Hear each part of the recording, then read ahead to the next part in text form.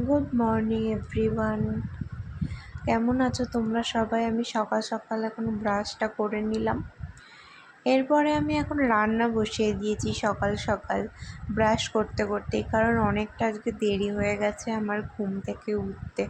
আসলে রাত্রে আমার মেয়েটা প্রচণ্ড রাত্রে ঘুমায়, তো চিচিঙ্গে ভাজা আমার খেতে খুবই ভালো লাগে। আর দেখো, আমার রান্নাঘরটা ঠিক রাস্তার ধারে, খুব ভালো লাগে লোক দেখতে দেখতে রান্না করতে। তোমরাও কি এরকমই করো? তো আমি এখন রান্না বসাতে বসাতে দেখছি আমার এই একটুকু তেল রয়েছে, তাই তোমাদেরকেও দেখিয়ে নিচ্ছি।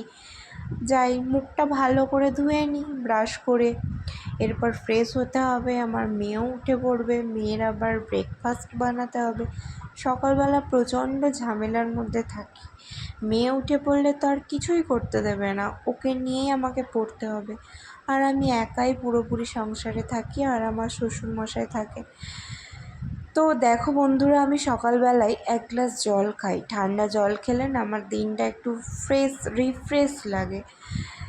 আর জল খেয়ে আমার এটা একটা নেশা যে যে কিছুই খাই সঙ্গে সঙ্গে ধুয়ে যে যার জায়গায় সেখানে রেখে দেওয়া। দেখো, গ্লাসটাও আমি সেখানেই রেখে দিলাম।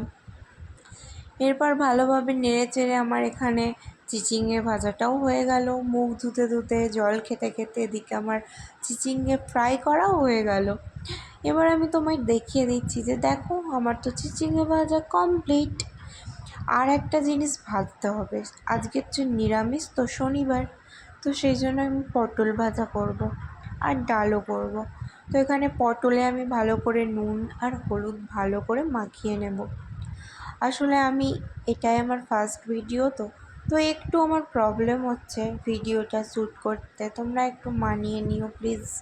তো আমি হলুদটা ভালো করে মাখিয়ে, তেলটা ঠিক গরম হবে তখনই আমি পটলগুলো ভেজে নেব ভালো করে। আর হ্যাঁ, তোমাদের ওখানেও কি বৃষ্টি হচ্ছে? আমাদের এখানে বর্ষা তো যেতেই চাইছে না, ছাদে মেলতেও পারছি না কিছু। ওই বারান্দায় যতটুকু শোকায় ততটুকুই শোকাচ্ছে। কি করব বলো তো? গরম হলে ভাবি বৃষ্টি হয় না, আর বৃষ্টি হলে ভাবি যেতে চায় না। কোন দিকে মানুষ যাবে? এরপর পটলটা আমি ভালো করে ঢেকে রেখে দিলাম।